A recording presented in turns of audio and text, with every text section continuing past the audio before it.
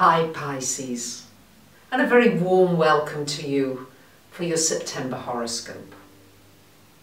This is an important month, not only because we've got a full moon in your sign, but also because we've got the equinox happening on the 22nd of the month, bringing in the fall into the northern hemisphere and bringing spring to the southern hemisphere. So it's a time of change. It's a time when the mutable planets come out in force, particularly this month. Pisces and Virgo are really strong. So this is a wonderful opportunity this month for you to bring about some swift changes in your life, to really maneuver easily and flow around obstacles. The mutable energies are encouraging you to trust that intuitive voice, to keep trusting, because Pisces, you know, you are the sign, Neptune sign. You are very much the leader here with everything to do with trusting your intuition and your dreams and listening to the messages. And Mercury is retrograde, goes direct on the 6th of the month. So for just those first few days, this is a good time to really check everything. If you've got to sign an important contract or send an important email, just check it several times before you press that send button. The only reason I say it is because often what happens is that when Mercury goes direct, you might have to repeat or redo something, which can just be a bit of a blooming nuisance, can't it? So that's the reason for dealing with Mercury retrograde like that. On the 6th of the month, we've got three important things happening astrologically. Mercury going direct, and the full moon happening in your first house, in your sign, and Mars going to join the sun in your house of relationships. So this month we've got this focus between first house, which is you, and seventh house, which is relationships, and bringing balance in this area. So this full moon is shining a light on you, lovely Pisces. Yes, it's shining a light and saying, hey, time to put some more focus on self. You're probably one of the least selfish signs of the Zodiac, and especially when expressed in the higher way. And what can you do now to really bring out the shining light that you have within? Time to shine. Time to focus on what you want and to really trust that you are being divinely guided.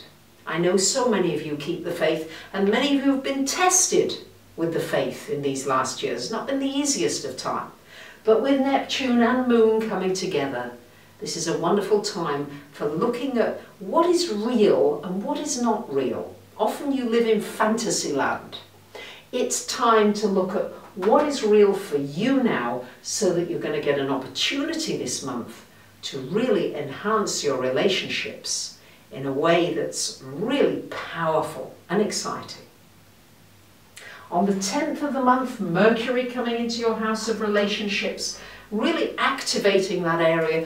Good time for communications of any kind, in a business relationship or a personal relationship, a love relationship. And this would be a good time to sign a contract, an important contract. It could be a business contract or a personal contract. It could be even getting married, agreeing to make a commitment in an important relationship. And then on the 20th of the month, we've got a glorious new moon happening for you here in your 7th house of relationships. And as if that wasn't enough, we've also got Venus coming into this 7th house of relationships. How glorious is that? Venus, the planet of love. For those of you looking for love, a new love, this energy here is triggering those possibilities for you. It could also trigger a wonderful partnership of any kind.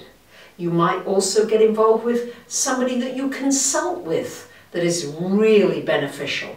And for those of you that have businesses that are service oriented, where you're dealing with people, this is wonderful for really growing the business and growing the people who will be attracted to you at this time. Wonderful for your relationships generally this month, but just make sure you balance it with knowing what your needs are and that you really tune into that first before rushing into something new and then finding that maybe it's not working out in terms of the balance of what you're wanting. This is potentially a wonderfully exciting month for you. On the 23rd of the month, we've got the Sun joining Jupiter in your 8th house. This could be a gift from somebody.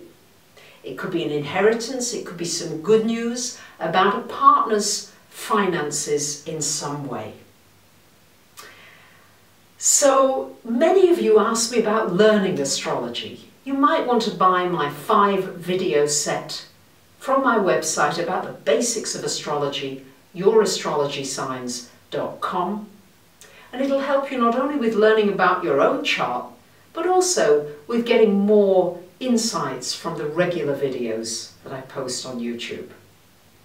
I really enjoy being with you. Thank you for commenting, sharing, and subscribing. Bye for now.